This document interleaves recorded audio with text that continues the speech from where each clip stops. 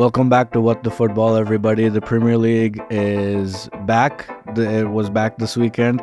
Our teams played this weekend, Yes, Chelsea and Arsenal. Yes, they did. So that was quite an interesting game. Last time we said we'll see how both of us feel. So we're going to check in with Judah and see how he's feeling. But anyways, I'm glad you guys are with us. Let's get into it.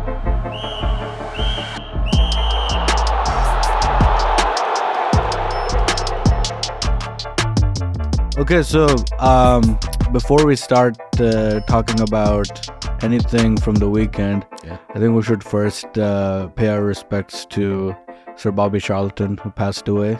Oh, yes. Just recently. Sir Bobby Charlton. Yeah. Passed away, I think, Friday or Saturday. Okay. Them. Yeah. 86 years. But legend. Absolute legend. Yeah. I don't know if... I think I should say legend of the game. Many people see him as a legend of England and Manchester United. But legend of the game. Legend. No, I mean, I think he's arguably considered one of the greatest players. Yeah, that list is so large. That list is large, one but of the greatest players list is a long list. Well, but considering, an English player who won the World Cup with England. Yes, they've only won that once. And he won the Ballon d'Or, Ooh, which again is not something you say about English players. Yes. There aren't many English players who've won that. Yes. So considering all those things, it is probably okay to say that he is probably one of the greatest players.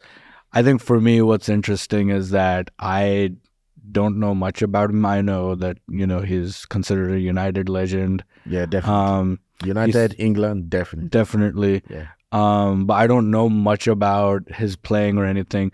But I think that kind of says a lot. That if you know the name of the person, without knowing too much about him, like he's well known. So we didn't get to watch him play live. I guess that's the thing. I think that's the thing. So the way we would speak about people like Ronaldinho or Messi or Ronaldo, these guys we saw them play live. I wasn't watching football. Honestly. Yeah. Well, actually, I said Messi and Ronaldo. Yeah, Messi and Ronaldo. I watched very little of Ronaldinho, but by the time I came on to, watching football, he's gone. I saw a lot of Ronaldinho games. I started watching football pretty early. Yeah. But it is what it is. Sir Bobby. I think one of the things is also the Munich air disaster. He was one of the survivors. Yeah. I think that also gives it a twist. Yeah. Yeah, but I was listening to Gary Neville's podcast the other day. Where yesterday. Man, I hope Gary Neville knows you listen to him so much. Shout out Gary Neville. Okay, we'll get to the thing later. But no, what was interesting was he talked about how humble Sir Bobby was. Okay. And just how involved he was with United. Yeah. The influence he had on the players.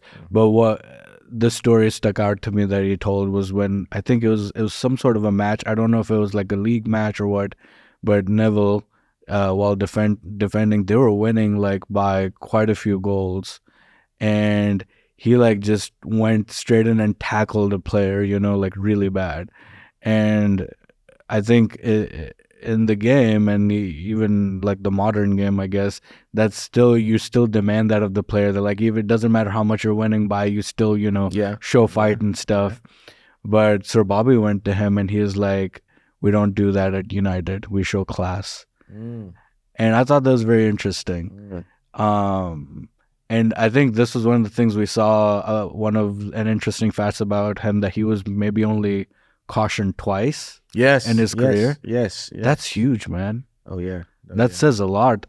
It does. Again, we didn't watch him play, but I do feel like that says something about the kind of person somebody is, so Yeah, rest in peace to Sir Bobby Charlton. Yes, rest in peace, Sir Bobby. Also, our love to everybody at Manchester United. Yep. I think it was 2 weeks ago we spoke about Lady Ferguson.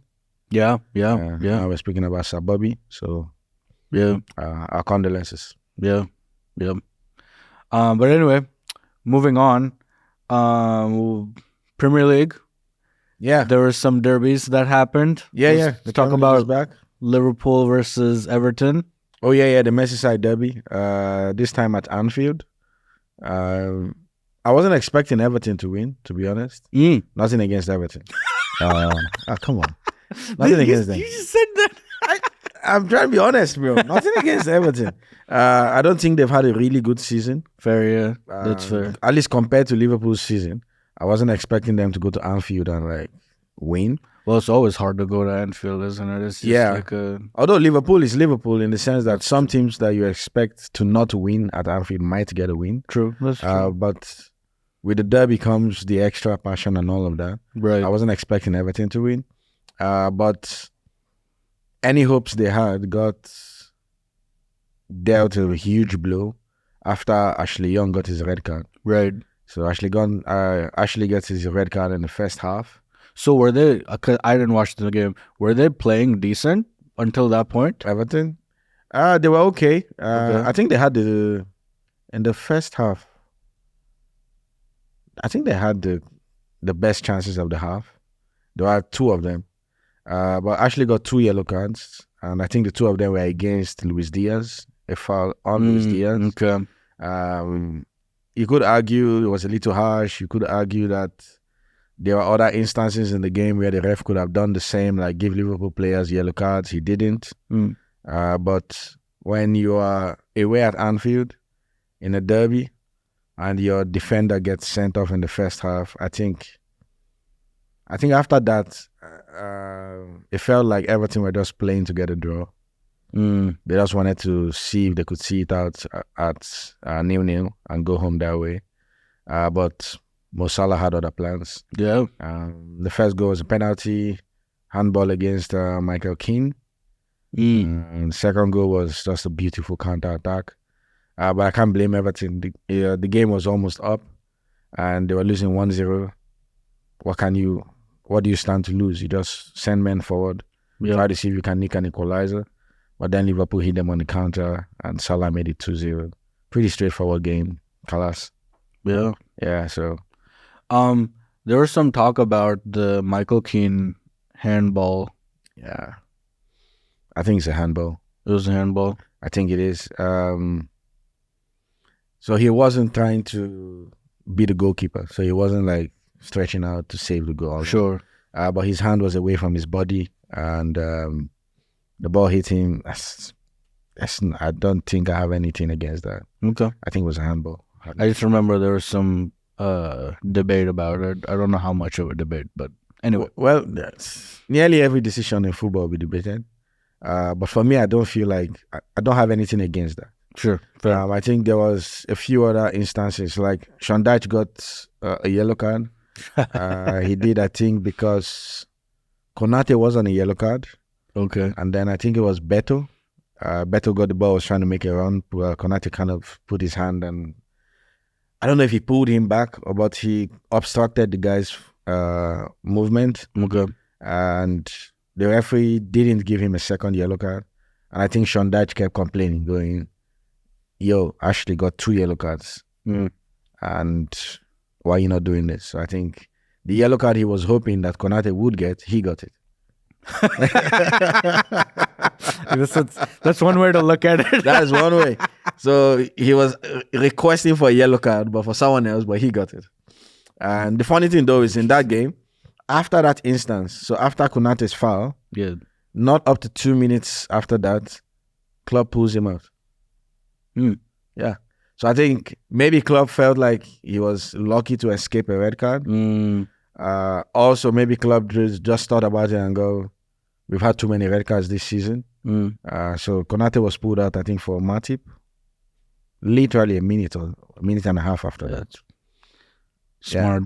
I don't blame him. Yeah. He's had to play Tottenham with 9 men. So anything to keep 11 on the pitch. I think Yeah, he's going man. to do it. That I feel like that. I mean, this wasn't something we'd planned to talk about, but I feel like that's been one of the things that's interesting so far this season. The amount of red cards. Yeah, there's a lot of red given. cards. Yes. Even this last weekend, there were a few red cards. Akanji got a red card. Oh yeah, I saw that. 2 yellows. Ashley Young, obviously. Ashley Young also, yeah. Anyway, it's interesting. It's just I just thought it was an interesting thing to like see how many red cards have been given. If they keep going this way, by the end of the season, I think this season might have the record. Really? And I'm just assuming if they keep going this way because so many cards. Too many cards. If you speak, you get a card. If you request for a yellow card, you get a card. That's true. That's so many. If you waste time, you get a card. Yeah. So it feels like you're walking on eggshells as a player. If you speak to the ref, you get a card. Yeah. Or if you speak to the ref somewhere and the ref feels like, I don't like that, take a card. Dude, this reminds me, have you seen Parks and Recreation? Nah. TV show? It's just like a funny bit, and there was like one of the characters, he's like, you do this, you go to jail. You do this, you go to jail. So this makes me think like, you do this, you get a card. You get a card. You walk funny, you get a card. Get a card. You celebrate, you get a card. You don't celebrate, you get a card. So that's kind of like, it makes me think of that. It's just funny. Anyway. Everybody gets a card. It's like Oprah, you get a card. You get a card. You get a card. Anyway. How generous of the ref. Yeah. I guess that's, yeah. Anyway, but speaking of cards, Yeah. Chelsea versus Arsenal. Oh, that game. Let's check in. How are you feeling? Not so happy. Not so happy, to be honest. I feel like it was 2 points lost. Yeah. I said it. A few people have asked me, and I'm like, yeah, that was 2 points lost. Yeah. 2-0 up at home, London derby, and then you end up with 2-2. Now 2-0 up, even I think up until the 75th minute, if I'm not wrong, it was still 2-0. Not happy. Yeah, I know a point is better than no point, but in a situation like that, yeah, it's sad, it's hard. Let me ask you a question. Yeah. Did you think 2-0, you're watching the game, did you think, oh, we've got this? No. You didn't think that? Not at all, not for one bit. So I was seeing the game with another friend of mine who is also an Arsenal supporter. Yeah. And while we were seeing the game together, it was still 2-0, and he had told me, oh, guy, you have won. So he had given up hope. Really? Yeah. Interesting. Okay. So he told me, you guy, my guy, you guys have won. And I told him, 2-0 is not enough. Yeah. Actually, for some reason, I'm happy I said that. During the week, there's an Arsenal supporter who I know, and I think you know him. No, I think, yeah, you know him. Who told me, oh, we're going to win City. Definitely. And then he said the same thing, like, Chelsea, 3 points. Easy 3 points. So I really wanted Chelsea to win. Just so I could banter him. But then it was 2-0, and the guy was all, so this is a different person, definitely. Yes. And he's like, oh, man, I think you guys have won this one. Yeah, it is. I told him, I don't think 2-0 is enough. Number one is the Premier League. Sure. Number two, it's a derby. Yes. Number three, it's Chelsea. Chelsea in the sense that Chelsea would always give the opponents an opportunity to raise your pulse or something. And the annoying thing also was that they had opportunities to score more than 2. True, yes. So there were chances that they missed that was just, yep. I was so disappointed. And Chelsea had way more shots on target. So disappointed. Yep. I don't want to start calling names and all, but yeah. No, please do. I want to hear this. I would like to hear this. Please mention the names. So that's what I was saying.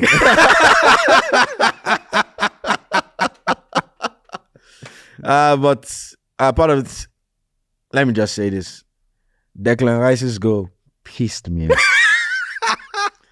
That goal pissed me off so badly. Yes. It made Modric look like nothing, basically. That was. So we're seeing it in a sports bar, something, whatever. Yes. And when the goal went, I think my expression was funny that everybody around me was looking at me. I'm like, what? And that was actually kind of out of nowhere. Bro, It was out of nowhere. A gift. Yes. That was literally a gift. And Rice, what was interesting for me was when Sanchez, the keeper, right? Yeah, when he made that pass, no player went for it. And Declan Rice just looks at it and goes, you know what? This is mine. And he just runs. So I think there was a Chelsea player who the ball was approaching. Yes. So there's a Chelsea player who was coming to us. But he didn't move. Yeah, the guy was expecting the ball to come to him. Right, he froze. But Dex was on the move, and Dex gets the ball. But one of the things that annoyed me was, number one, you're 2-0 up. Yes. Number two, David had made his own errors, which I think we'll talk about. Oh, for sure, yeah. We didn't capitalize on that. No, yeah. Sanchez makes one error, and he gets punished for it. And not just he, the team gets punished for it. Because that is the goal that breathes life into Arsenal. Yeah. If that goal didn't go in... They were knocking by that point. They were knocking. They were really trying They to were get knocking, something. but it felt like nothing was going to work out for them. But then that goal goes in, and you can see it felt like all of a sudden, like, oh yeah, it's 2-1. We can go for this. And they did.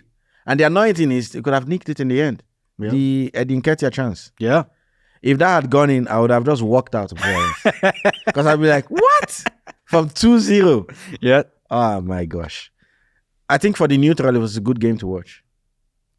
Sure. Yeah. I think for the neutral, if you're not Chelsea guy, if you're not an Arsenal guy, if you're just watching, if I wasn't a supporter of any of those teams, I would have watched the game anyway. Yeah. And I think I would have enjoyed it. Yeah. But nah, 2 points lost. Yeah. 2 points lost. Yeah. Definitely 2 points lost. So for me, I felt kind of the same way because I'm not going to lie. I went into that match really wanting us to win. Like, well, I expect you to want your team to win. You know? And so I was like, these are 3 points to me. Is it so easy to win Chelsea now? Man, Chelsea standards have gone so low. Honestly, that's how. So low, bro. Honestly, that's how. However, with your last season, you guys won us home and away anyway. Yes, so that's fine. But seeing your guys' performances recently, I was like, this is not going to be an easy game. But I was frustrated with how Arsenal played. I was incredibly frustrated watching. Well, let's talk about the chain of events. Okay. Cole Palmer tackles. Well, I think it was Jesus. Yeah, the stamp on it. Right, and gets a yellow card, and that's been debated quite a bit. Personally, I felt like that was a red card because personally, I felt it was not. Sure. Okay, and let me walk you through it. It's a tackle from behind. It's a tackle with studs. How many times have we seen that been given? Most of the time when it's given, it's because it's putting the opposition player at a risk of injury. Like, yes, you could see, like when VAR does the whole freeze frame, you could see the opposition, the opponent, or whoever is being tackled. Yeah, you could see their leg bend in a funny way and all of that. There was none of that in this one. So are you trying to say every time? There was none of that? The guy studs? Bro. There was studs. I'm not saying there were not studs. Okay. But I don't remember seeing, I'm honestly saying it this way. Okay. I honestly do not remember seeing a freeze frame of Jesus' leg bending in an opposite direction. Well, you don't have to bend. The leg doesn't have to be totally broken and like chopped off. My point. No, bro. I'm just saying the leg doesn't have to be totally deformed for it to be like, okay, yeah, that should have been a red card. Okay, so every time you stomp on someone's feet in a game, should it be a red card? No, not every time. So why should this one be a red card? This should be a red card because of a tackle from behind and the studs. We see studs every time. No, but we don't see studs that way. You don't see studs that way. What way? The way they were touching his foot. The way they basically grabbed his foot from behind. Well, from what I know football to be, a tackle from behind a lot of times has ended up being a red card. Okay. you know. So that's where I'm coming from. Well, But then, yeah. so that, what were you going to say? Well, I think one of the things that also goes in Palmer's favor was it wasn't a sliding tackle. Fair. Okay. I think that's one thing that we also have to remember. Okay. So it wasn't like going, stud showing, sliding tackle, that wasn't it. He's trying to nick the ball. Jesus is faster than him, and Jesus' leg is there. Yeah. Secondly, I don't think there was any intent to just step on the guy with the studs. So I think those are two things that goes in Palmer's favor. Okay. So when I looked at that, I wasn't even expecting VAR to do the whole checking for everything. serious injury and asking the ref to go to the screen. And if you notice, that didn't even happen. Yeah. Yeah. Because when I saw it, I'm like, oh, that's not a good tackle. But I didn't think that was a red card. But that's my opinion. Sure. Yeah, Kalas. You're also a Chelsea fan, so you'd obviously be biased to have all your Well, players. not on all the pitch. time. So like Malagusto's red card against Villa, I didn't have anything against him. That was a harsh one though, right? Wasn't it? But anyway. Yeah, he got the ball first, but the follow-through was harsh. So the red card was given. I didn't come here to complain. I'm like, Anyway, so that was one thing. Yeah, that was. Then there's the penalty incident. Oh yeah, which was also an interesting Super one. Saliba. Yes, flying. Which was also another decision that was interesting because penalty, bro. Well, penalty, bro. But he's going in for the ball. Yeah, I know he is going in for the ball. Yeah, his arms are away from his body. Now, I'm not saying that is an unnatural position or not. Sure. But you can see the way he goes in. So he goes in to nick the ball off Modric's head or whatever. But Modric gets the ball before him. Modric wins the header. And I think the ball is supposed to go towards the post. I'm not sure if it's on target or the keeper will save it. That's not the debate. But the ball is heading somewhere. It hits Saliba's hand. Yeah. And it doesn't go wherever it was going. Yeah, but how do you expect somebody to jump for the ball? Is he supposed to jump with both his hands behind his... Not necessarily behind, but that's... You can't jump without... Well, not like you can't wings, jump without... Yeah, but like, you don't have to... Anyway, it's... I don't think that was a penalty. But anyway, that gets given to a player who should not have been on the pitch at that point. And anyway, Chelsea go 1-up. So that's one thing, right? Go 1-up, yeah. Funny enough, before Palmer takes the penalty. Yeah, that was an interesting point. Sterling wanted to take a penalty. Yeah. But it felt like Enzo. And then Enzo's like no, I'll give it. Which I don't understand. So who's the chief penalty taker for you guys? That's a good question. Because at the start of the season, Enzo took a penalty against West Ham, which he missed. Oh, really? Yeah. I think Chelsea's second game or third game. Okay. At the London Stadium. Okay. That was the game which I remember, I think it was episode 3 or something, where I said, you asked me how does 100 million penalty feel? Oh, yeah. That was the game. Because Enzo missed a penalty. Oh, that's right. 105 million. That's right. Caicedo considered the penalty 115 million. Yes. Yeah. So in that game, Enzo missed the penalty. So I think it's been Sterling. Okay. In Jorginho. So it used to be Jorginho. Yes. After Jorginho was Kai Havertz. But the two of them are now gone. So I think it was Sterling. Okay. But for some reason, Enzo played that one against West Ham. But Cole Palmer played one against Burnley, which he scored. Okay. Then he played one against Arsenal, which he scored. So I still think it's between Sterling and Palmer. But I think maybe Palmer will keep playing because he's scoring them.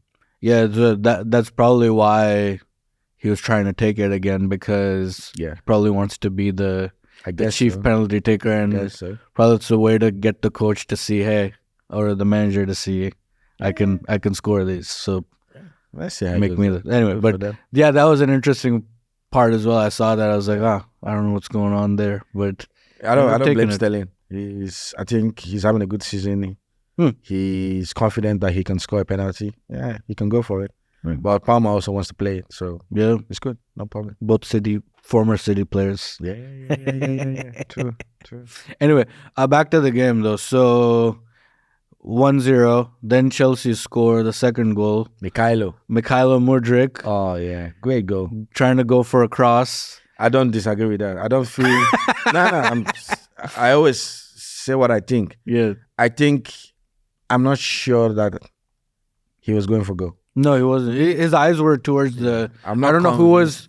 One of the players was running towards Maybe the far Sterling? post. I don't know. I think. I'm not convinced that was his intention to lob the keeper and all of that. No, But I really don't care well, because it went in. it didn't. It went in. But here's the thing. This is what I think. David Raya. That was one of his not so finest moments from the game. There were a few others. Yeah. And that I think that was one of them because I've noticed that he's quite high. He's quite far ahead from the goal. Is that not a regular thing for goalkeepers now? It is, but like you gotta have the awareness to go, okay, this player's crossing, whether he's crossing, trying to go for goal, whatever.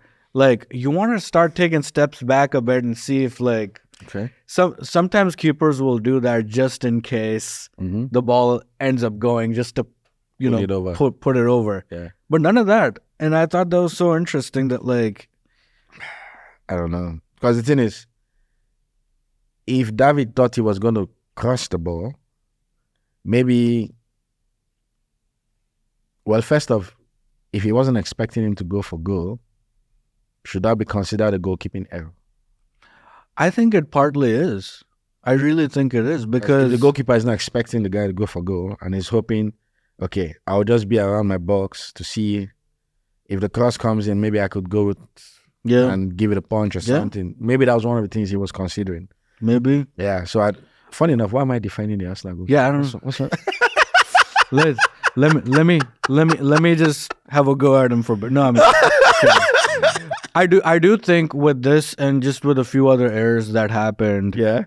I think it's time to put Ramsdale back in, and give him a shot because that's I don't. headache. Man. Yeah, I personally don't think.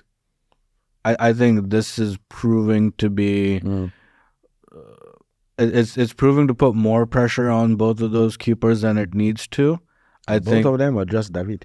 Both of them, because I'm sure in Rea's mind it's also like I want to keep this position, Yeah, you definitely. And Ramsdale, on the other hand, is like, well, what I'm seeing, feel like I deserve a chance to like go in and prove that I can do a better job, And if the manager, if Mikel's is just continuously sticking by Rea, I'm like, I don't get it, honestly. I was at the point at the beginning of this whole thing. I was like, okay, let's give David Rea a chance. We gave Ramsdale a chance. Rea's in, the manager's supporting him. Let's see how it's going.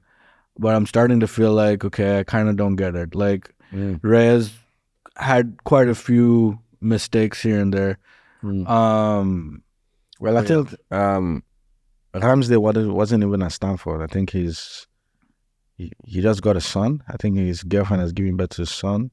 Oh, really? I didn't know that Yeah. part. So that's why he wasn't. I don't think he was even in the matchday squad.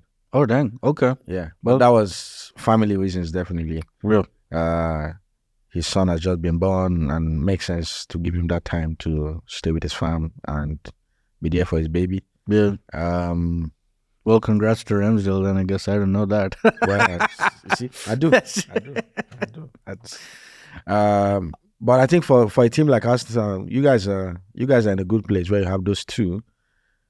So for Sanchez, who made that mistake for Dex's goal. Oh yeah, let's talk about that. I don't think that doesn't affect your. I don't think it affects Sanchez in any way. Sanchez will still play the next game, right? Which is against Brentford. Something. Okay, might be wrong. I think so. I think Sanchez will still play. It's like what we said some time ago about Onana. Oh yeah, Onana will still play. So you guys are in a good place where you have two goalies that can fight for the shirt. Yeah. Or should be fighting for the shirt. Yeah, but here's the thing. We talk about fighting for the shirt, but if the manager just constantly picks the one guy, in this case David Raya, then there's no fighting for the shirt. The manager's already made up his mind, So for me, I'm looking at it going, put Ramsdale in the next match. Sit David Raya out. Because Raya doesn't need to get comfortable to like, okay, I'll be starting the next week. Well, the thing is, what can Ramsdale do? train well, Yeah, work hard. yeah, That's fighting for the shirt. yeah. And it seems like he is doing that. That's the thing, He you should know? keep doing it. He should just keep doing it. But So, the thing is, if anything goes wrong with Arsenal's season, Ramsdale's contract won't be terminated. Arteta will get sacked. So that's another way to look at it. fair. So all Ramsdale can do, if what you're saying is true, that he's working hard, he's training well, he should just keep doing that. Just keep doing that. You would always get your chance if you're doing the right things. Except you're in a team and the person that has the shirt you want is Lionel Messi. In goal? Well, not in... that was a general statement. I'm joking. Yeah, I get but what you're same. saying. But I think you should just keep working hard. Keep working hard.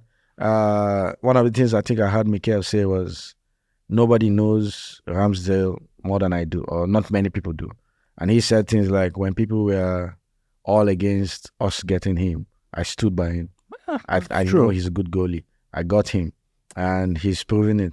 So all of a sudden, for people to think I've forgotten all of that actually surprises me. So I think...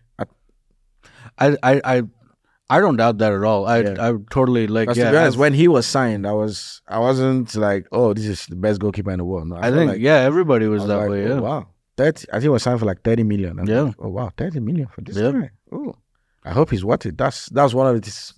To be honest, when he was signed. Yeah, and he did well. Yeah. And I don't disagree with Mikel at all. However, what I do feel is like, okay, if it's really, you know, a fight for the shirt or whatever you want to call it, then make it a fight for a shirt. Start him the next match. You know, that's how I feel. Like, start him the next match. Let him play. Let's see what he does. You know. Anyway, but that's just, you know, from a point of view as a fan who's seen, you know, a few shaky things here and there. I'm like, okay, if we're trying to try out and see who is the better keeper, who fits the best, then give him a go. You know? Well, I don't know. They're both Spanish keepers, David and Sanchez. That's in the derby. Yeah. They were both Spanish keepers. They're both, I don't know if they love to or they are now required to play with the ball at their feet. Sure. Yeah. They both had errors. Yeah. Only one of them was punished. Still pisses me off. Well, no, you can consider David's thing as an error too. Well, it wasn't like you get what I mean. So like his pass that was intercepted by Palmer wasn't punished. True. Compared to Sanchez's pass that Dex got. So that was what I meant in that context. Yeah. But you can look at them, they're both Spanish goalkeepers. Who are the goalkeepers they are fighting for the Spanish shirt with for the Euros? Yeah. Unai Simon, Ariza Balaga. Oh, yeah. So those are the guys. So I think Kepa is kind of good with his feet also. Yeah. So I don't know if that's a Spanish goalkeeping thing. Could be. It's become kind of part of just the modern game. Yeah, you know, teams are always trying to play out from the back now, that whole thing. And so, but no, for Raya, one of the things I did want to say is like those moments that did happen, I felt like it almost felt like he switched off for a second, you know? And that was the thing that I was like, what's going on here? You know what I mean? But anyway, speaking of Declan Rice though, let's talk about that. So 2-0 at what, 75 minutes or something like that? I think it was 2-0 up until about 7. Up until that? Dex goal was like 77. Okay. So around that time, Declan Rice, you guys are 2-0. Declan Rice scores 2-1. Yeah. Then what were you thinking? That Chelsea have blown it. Really? Yes. Dang. I was clear. 2-0 was not enough. Yeah. Another twist doesn't mean so much is Dex is a Chelsea academy. Ah, yeah. You know? Yeah. He and Mason. All that kind of stuff. Even Eddie Nketiah. Yeah. Chelsea also. Oh, yeah. Yeah. So these are Chelsea boys. Yeah. So Dex goal, when it goes in, I was pissed. Because number one, I was convinced that 2-0 was not enough. I was always convinced about it. Were in the back of your head, were you like, oh, they may make a comeback. They could make a comeback. Yes, they could. Yeah. You know the funny thing, the guy who I was seeing it with, Yeah. after Dex scores, then goes, I think you guys will make it 3-1. The game will end 3-1. Dude, he was gassing you up. He's like... And I'm like, bro, This game that Yeah. I see, Yeah. let's keep watching it. Yeah. And the substitution to get Trossard in and Kai Havertz in. Yeah. And I'm like, yeah, Trossard, that guy is like a small demon. He's just going to go around and do something that I don't really like. And he did. It's expected. Just That was a good goal. That was a sweet. I actually told the guy, Crossing, if yeah. the 2 goals were like Trossard's goal, I'll be okay with it. Yeah. But that first goal Yeah. But 2 points lost. 2 points lost for us.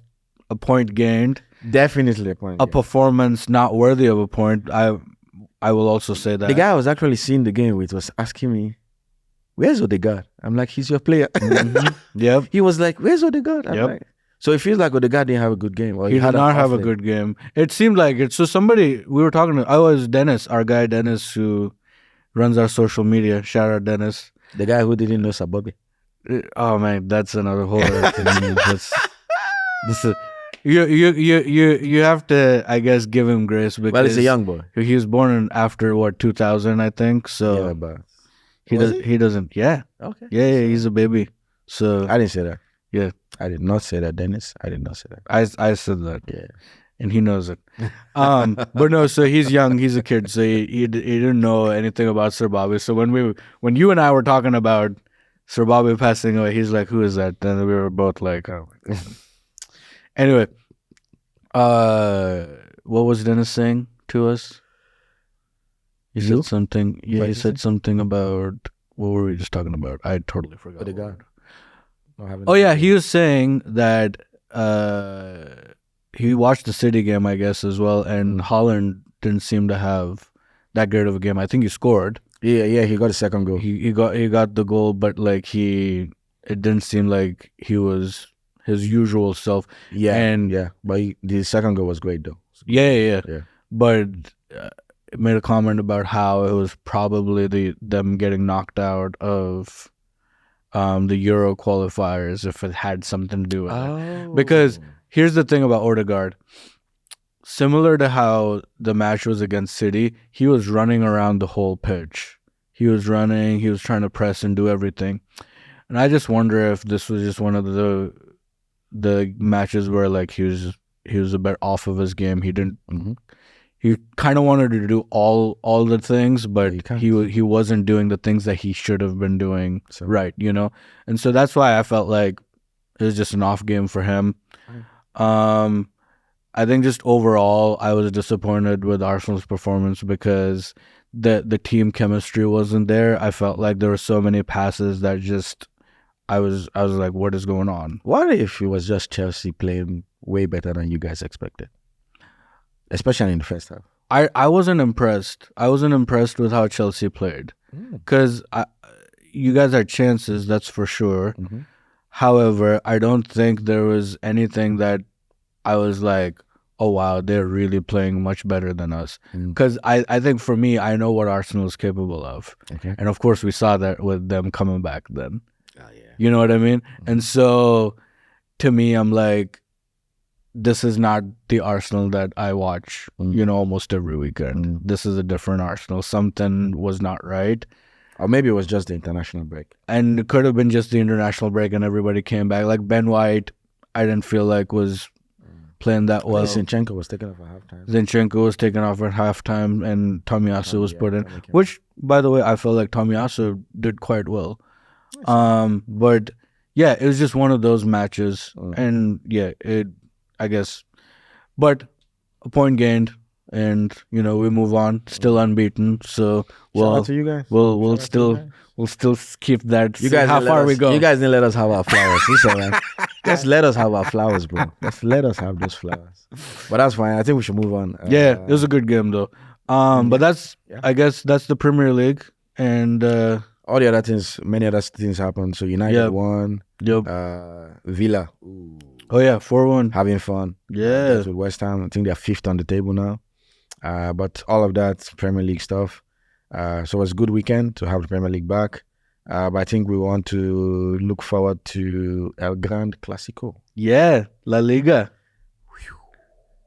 That's considered by a lot of football fans as one of the biggest games.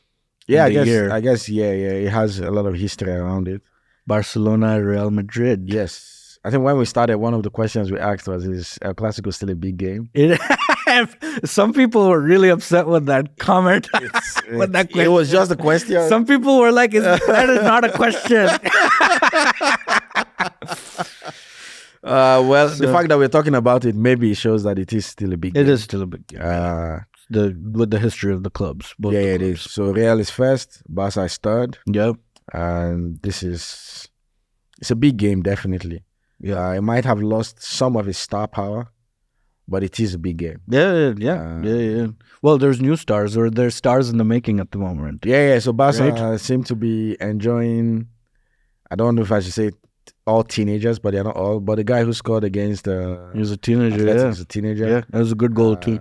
Yeah, good. Then they have the Pedris and the Gavis. Yeah, these are young guys, really young players. Yeah. So I think it's a bright future for them. Yeah. But Real Madrid still have like the Luka Modric's, the Toni Kroos. But they have our boy Jude Bellingham. Jude. But they also have Vini. And Vini had not a very good episode at Sevilla. Yeah. What do you think about that? This racism thing? It's awful. It's terrible. He said in his social media post that this is 19 and counting. That's a lot. That is a lot. And that is heartbreaking. And I think what's even more disturbing, and you and I were talking about this, that this is a kid. That seemed like it was the one at Sevilla, one of the people that were caught on camera or video, doing the whole monkey chant and dance or whatever. It's a kid. Yeah, that's that. I just don't understand it. Neither do I. But we're grateful to God for a place like this. That is, by a place like this, like where we are, it's not so bad. But what's his name? Tebas, the La Liga president guy. I think they have to do something. Yeah. They have to do something because the guy is always speaking about the Premier League and how the Premier League has so much money from broadcast. I think he should actually focus on the league that he's supposed to lead. Yeah, because he's speaking. Oh, the Premier League has this. We can't fight against the Premier League. They have so much money. Their broadcasting income is ×2 of ours, and all those things he'll be saying. And he talks about PSG and they have this money. My guy, just look at your own stuff, man. But also, just like we're not talking about anything like anything like that's out of like, this is about human dignity. We're talking about human dignity, you know, and. At the end of the day, and we've spoken about this before, about mental health and players and everything. At the end of the day, players are human beings. That's true. You know? That's true. And for Vinny to like be counting and say this is 19 and counting, like, and I'm sure that the 19 is also like the times that he remembers. This has probably happened way more than this. You know, and it's not okay. It's just sad. It's not okay. I also feel for Carlo Ancelotti because he has to then go back in the dressing room and look at his players and see that they good. Because Real Madrid actually have a good number of black players. Yes. Felamendi is black. David Alaba is black. Rudiger is black. Even our boy Jude. Jude is black. Yeah. So I just don't know, man. Rodrigo is not white. He's black. Yeah. Then Vini definitely, who gets a whole lot of all this. Yeah. I don't know. I think some time ago we were talking about the Napoli Osimhen thing. Yes. So I don't know. Is this an Italian, Spanish thing? What's going on? Yeah, I don't know. It happens everywhere. You know, as we know, it happens everywhere. But it always seems like, well, not always, but a lot of the times we hear news like this coming out of the Italian league and the Spanish league. And it's very, I mean, it happens in England as well. It happens in the English Premier League, and it does get highlighted a lot of times when it does happen. But yeah, I don't understand it. I just don't understand it. What I'm curious to know is what is happening in Spain that people are doing to educate people about this? I don't know. You know, I don't know. same with Italy. What are people doing to educate? I think Rio Ferdinand commented on Vinny's post, and he said like these people need to be educated. I really hope I understand what this education means, because is this something that should be included in the curriculum in schools, or is just so when people go education to some extent I don't really understand, and I'm not expecting you to explain all of it to me. Sure, yeah. But sometimes I hear, oh, these people need education. Yeah. Now, one of the options I'm thinking is, should this be part of the curriculum in schools? Should there be like at the start of every season, fans are maybe send videos from their clubs going, these are the things we will not tolerate. So what kind of education do we mean? I think, yeah. I think that's a great question. I think in this situation, which is a very fascinating one, you have a kid doing those gestures, you know, where did the kid learn it from? I don't know, man. You know, the kids learned it from home, you know?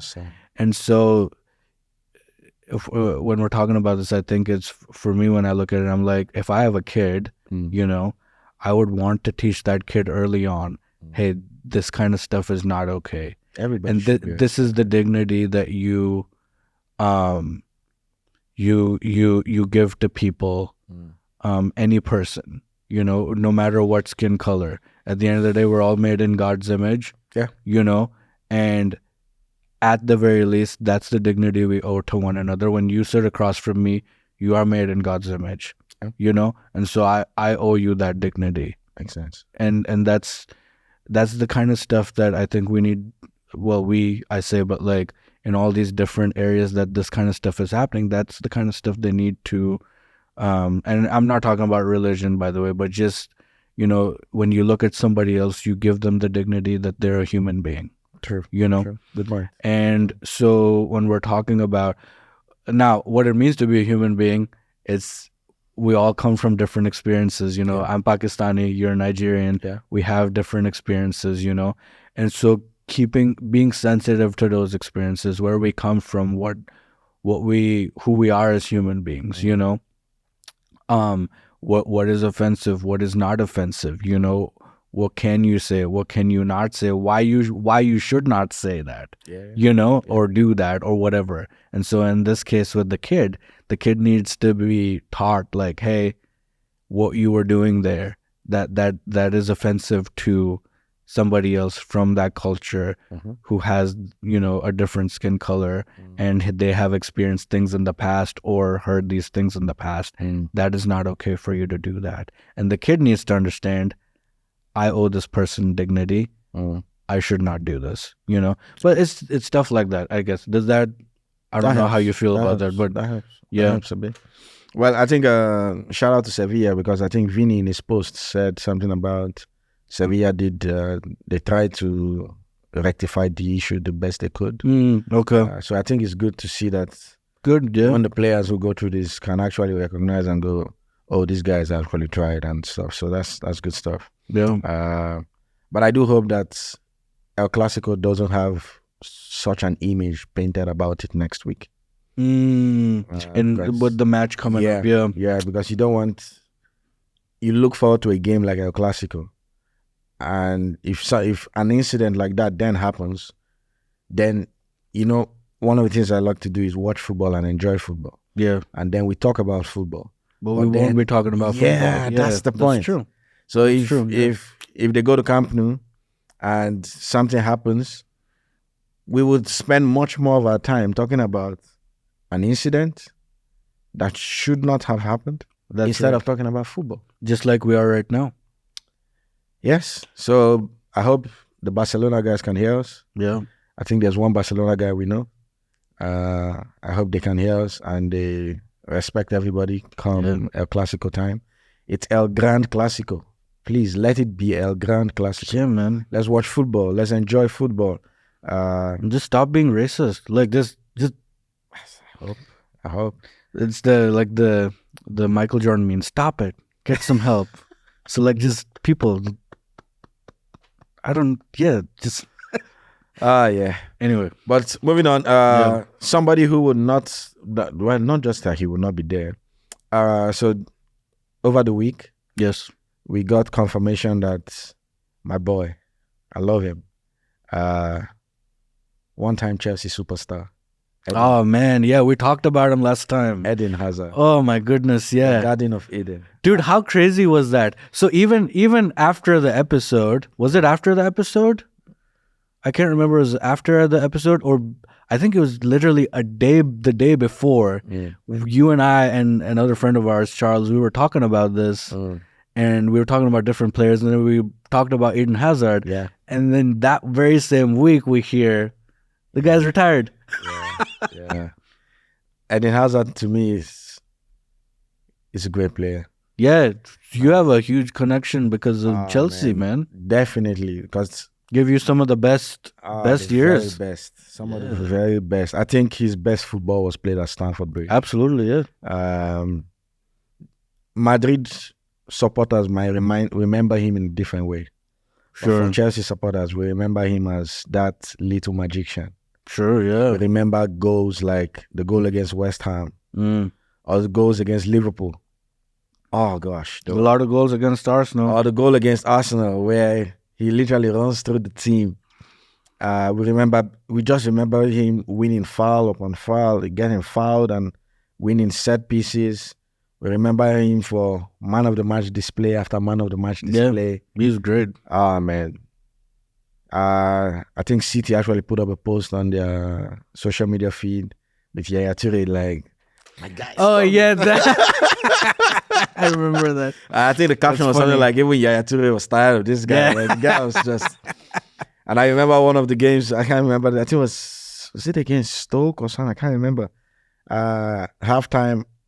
Okay, into the second half, the players are coming into the pitch, and I think the music from the speakers were still blasting the stadium. And then my guy is dancing as he's coming out. And, he was just that kind of player. Yeah. He really just loved the game. Yeah. He looked like one of those players who was just really enjoying football. Yeah. And to him, it didn't feel like a job. To him, it didn't always feel like this is what I do for a living. It felt like this is what I do, and I love it, and I enjoy it. Yeah. And I'm just here chilling. Well, that's what he said in his post, that like once the love is gone, Yeah. then and I think I think that there's something to be said about honesty here, because he's like, my love for the game is kind of, well, not love for the game, but I guess love for playing the game is kind of at its end, and just being like, Eden Hazard, I'm done. Eden Hazard, man. Thank you for those years. Thank you for those years. Beautiful years. I actually wish even if he had come back to Chelsea for one more season. Now, he doesn't need to play like 90 minutes. Like some games, just bring it on for the last 15. We just want to see him. I'd hoped he would have taken his final bow at Stamford Bridge and all, but respect to the guy, man. Yeah. Cheers, Eden Hazard. Shout out. I think beautiful footballer. But the things that have happened. His injuries at Real Madrid, the talk with his fitness and his training and all of that. But it is what it is. Yeah. I think his decision is what he feels is best for him and his family right now. Yeah. So, yeah, I'm going to miss him. I am going to miss him. I think he's just fun to watch, as well. I mean, as annoying as it was sometimes watching as an Arsenal fan, and yeah, so much fun. But yeah, he was fun to watch. Great player. Really great player. Yeah, he could accelerate in seconds. He could just have the ball and and the speed at which he was beating players and turning, and oh man, awesome. He was very quick, very quick. Awesome stuff. Awesome stuff. Bill, I think you said it much better. Awesome stuff. Yeah. Eden. Congratulations. Thank you. Enjoy your retirement. Yeah, man. Enjoy your retirement. Yeah. Thank you, Eden. Earned it. I guess he has. One other thing we spoke about, I think in the last episode or the one before, was Paul Pogba. Yes. About the doping thing. We're still kind of in the we're waiting to see whatever sentence will be given to him. One of the things we actually said, I think we did, was if he gets a ban, nobody knows if he comes back, if he still has a love for playing the game. Yeah, man. So Hazard has made that clear, as you Mhm. said. The love for playing the game has gone down. Yeah. So if Pogba, and after his interview with Al Jazeera, where he was saying the whole, sometimes I wish I don't have money so that people around me can love me for me and all. Have you seen that Oh interview? my gosh, no! Yeah, But don't- that's just. Yeah. So it's Oh like man. football is cruel. This can happen to you. Things change fast and all of that. Oh. So Eddie Hazard has gone. By gone, I mean he stopped playing actively or professionally. Yeah. We just hope that Pogba doesn't get to that point where he goes like, I don't need this. But speaking about that, Pogba's issue, Papu Gomez, Yes. Argentinian Papu Gomez, who was in the squad for the World Cup. So World Cup winner. Yes. I actually started following, not like following him, but I knew him from his time with Atalanta. Mm-hmm. I think he's a good player. Papu, good player. From Atalanta, I think he went to Sevilla. So he's also just received a 2-year ban. Yeah, you said that. Yeah. Yeah, 2-year ban for doping. His is a little funny because, number one, I think the tests were done while he was still a Sevilla player. So Which last was season, how? So last season. last season, Okay. yeah, he was in Sevilla. So he left Sevilla. He just joined Monza Okay. for the season. Those tests were done while he was a Sevilla player. But it is just last week that the ban has been imposed right now. So he's on a 3-year ban. Okay. And according to his story, he took his son's, I think it's syrup. I don't know if it's cough syrup. I don't know. Yeah. But he took his son's syrup. Yes. And he did that without asking or speaking to the club doctors if he could take it or something. And whatever was in the syrup is one of the substances that was found when the test was done. Yeah. So it is kind of funny that his son's syrup has cost him 2 years of his playing career. That's yeah. The other thing though is he's 35. Oh yeah. Well.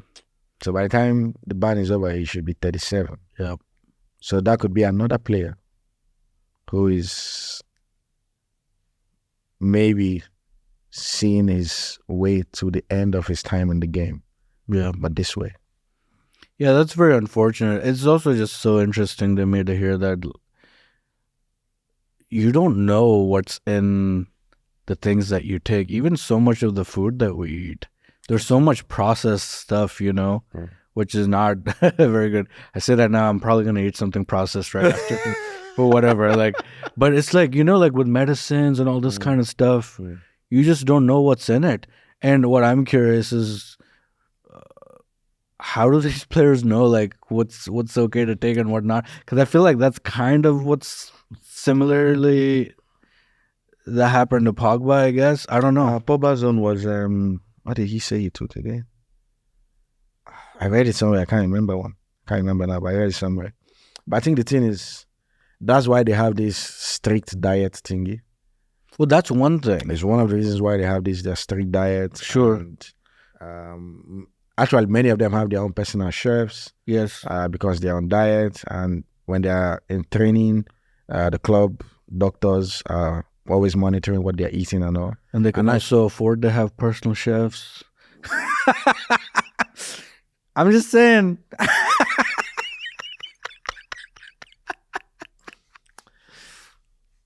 What am I supposed to say to that? No, nothing. I don't know. But the thing is, so I think in the two instances, by two, I mean Pogba's Yes. and Papu's. Yes. I think one of the things that I noticed in the two stories was they both took what they took without getting in touch with club doctors. Yeah, but so that's my question. So does it mean that everything they take, the club doctors are actually informed? Like, oh, okay, I'm feeling a little drowsy, or I have a cough. Can I take this syrup? Yeah. I don't know. Yeah, that's how. But so that's my question. How do they know which substances are, do they have a list that they can look at, and then they compare it with the bottle of cough syrup and go, okay, this one has 200 milligrams of this, of whatever, and I should have chemical is. Yeah, I can't have this or whatever. So what is he supposed to do? Just keep coughing? I don't know. I don't know. Like it's just such a weird. It's such a weird story when you I think hear his it. was something that had to do with sleep. The story is just funny. I don't have. Oh, that's details. even Let's just weirder. leave it. Anyway, But let's move on. I it hope was we don't 2-year get- ban. It was a 2-year ban. Yeah, his is a 2-year ban. What did you think I said? And I was thinking like, when do we get tested For what? for doping? We don't. We don't. Do So I we? can take syrups now? Well, I was just joking because Mourinho did something. Yeah, tell us. No, please tell us. Tell us. I'm What did joking he with that. say? So Papa was asked about Mourinho Yes. some time ago, and he was like, "Oh, Mourinho, my only, I don't know so much about the guy. All I remember is defeating him in the Europa League final with Sevilla." Right. And then Mourinho was asked the same question about Papa. Recently. Yeah, recently. And it's like, I might not say it word for word, but something like, "Oh, I have a cough, but I can't take a syrup right now because I might be tested. I might be found positive." The special one. Savage, man. That He's guy. savage. That guy. No chill. That guy, man. If I speak, that's one of my favorites. man. Oh, man, that guy. If I Football. speak- This is football heritage. Shout out Charles again because we were talking last week or 2 weeks ago about Charles. This is football heritage. But moving on, though. Anyway, the UCL. Yes, it returns this week. Yes, it is. A lot of games, I guess, A but whole lot. A whole a lot. few. Last time we were really impressed with Newcastle. Yes, So what they did to PSG. to go to Germany. No, I think they're hosting Dortmund. They are? Dortmund is coming to England. No. I think they're going to Germany. Oh, okay, fine. But anyway, I hope they have a good time also. Yeah, Apart from that, we also have PSG and Milan. they're traveling to Milan. PSG. Ooh, nice. They are. But the funny thing in that team is, so PSG won over the weekend, 3-0, I think Mhm. Strasbourg. Newcastle won over the weekend, 4-0, I think Palace. Dortmund won over the weekend, 1-0, I think Bremen. Okay.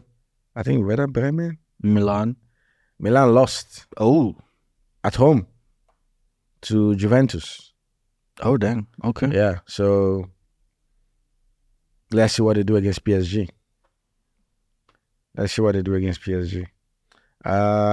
You guys play Sevilla. in the We Champions do. League. Yeah, Yes. Sevilla, Arsenal. Yeah, it'll be a good game. I hope so. Yeah. I hope so. I hope we're back to our A game because, with the Chelsea performance, I was like, this needs to be solved ASAP. Anyway, So- but yeah, Champions Quick one. League. For that game against Sevilla, Yeah. are you expecting Ramsdale to start? That's a good question. I'm not saying who. I'm not saying who. What are you expecting? That's a good Do you question. expect the coach to play Ramsdale? It's the UCL though, so David has played in the Premier League and in Champions League. Yes. But with what you've said about his mistakes, are you expecting him to still? Look, this is one of those things where it's like, if I was a manager, So if I was manager, Yeah. I'd probably start Ramsdale in the league next. So the next league game, But you allow David play against Sevilla. Okay, Okay. Spanish connection, Amigo. Amigo. So, But anyway, I feel like makes sense. Makes yeah. sense. That's it for today. I think that's it for today and this week. But next week, What's happening next week? Manchester Derby Oh, at Old Trafford. ooh, that should be a big game. Yeah, So next week we're looking forward to El Clasico, El Clasico and this. and Yeah. Manchester Derby at Old Trafford. And I think they've done the whole part of the takeover thing with Jim Ratcliffe. Oh yeah, I think he's like a 25%. Yeah, stake or yeah. something. the Qatari sheikh Yeah, Sheikh yeah. Jassim pulled out. I Yeah, think he he pulled was. Yeah. He wanted like full takeover. I think. Yeah, but I think the that was Glazers one of the didn't- things. Yeah, Didn't, for some reason, didn't accept his bid. yeah. But so shout out to Man United for that with Jim Ratcliffe. I think Jim Ratcliffe is the owner of OGC Nice, if I'm not mistaken. I don't know. Yeah. Well, Old Trafford, Pep is coming. Pep is coming. Yeah, So it's Pep v Ten Hag. yeah. The master versus the apprentice, or Okay. the apprentice versus the master. I Okay. guess. Ten Hag actually won him last season. Yeah, and in the Old Carabao Trafford Cup. one. But in the one they played at City Ground, I think it was 6-3 or something. But I think Yes. in Old Trafford, I think they won 2-1. If I'm not Oh, they mistaken. did? Okay. I think so. I might be wrong, but I Didn't think they won. also win the Carabao Cup against Maybe. them? Maybe they did. I don't remember anymore. But we also have 2 Vikings up front. That's right. Hoyland versus This is so funny. 2 Viking strikers. No, some people actually believe they bought Haaland because of Haaland. And they just look at them like, this guy can do what Haaland is doing, so we'll buy him. Yeah, he's physical. You know, he has a physical presence up front. So yeah, I guess it'll be a fun match to watch. It'll be a good one to watch. And City have been. It's interesting. I think that De Bruyne is still not back, right? No, he's not. So he's not back. He's actually in Abu Dhabi. Oh yeah. Yeah, so he's around now. He's in he's at the Etihad. Oh, he was not. I can't say right now he is. Yeah. But he was at the Etihad Arena. Yeah. For the UFC in Abu Dhabi tournament. Okay. So I saw that tournament. Should give him a call. Be like, yo. Yeah. KDB, man. KDB, let's meet up. Come on, KDB. Next time you're in the Emirates, let us know, bro. I was gonna say former Chelsea, you know.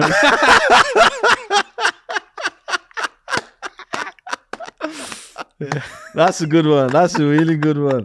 That's a really good one. But so it's good to see, as we keep saying, that this region is region is going places. Hopefully we can spend a little more time talking about football in this region. Well, we gotta hit up all the footballers that live here, man. There's so many people who live here or come here often. Let's talk about that off the mic. Okay. Offline. Let's take it offline. Let's take it offline. But that should be it for today. How about to name drop all of them? No, bro. No, please, no. Anyway, but yeah, so that game is next week. United and City. Is there any other big game? Those are the big ones. I think that's it. Yeah. Let's go on that one. Yeah. I guess that's it. Yeah, that is. Yeah. Guys, thanks so much for joining us. Like and subscribe, as we always say. Tell your friends. So if you don't care about football, that's fine. Tell your friend who does. But yeah, keep in touch with us on social, on TikTok, Instagram.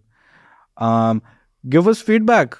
Let us know what you want us to talk about. If there is anything that you come across, and you're like, hey, this is the football thing that happened. Let us know. We love to talk, so we don't talk about it, I guess. But anyway, we'll catch you guys. It's a funny thing to say. But we do, right? Yeah. No, maybe we talk about football. We love to talk about football. Yes. But anyway, that's it. Yep. See you in the next one.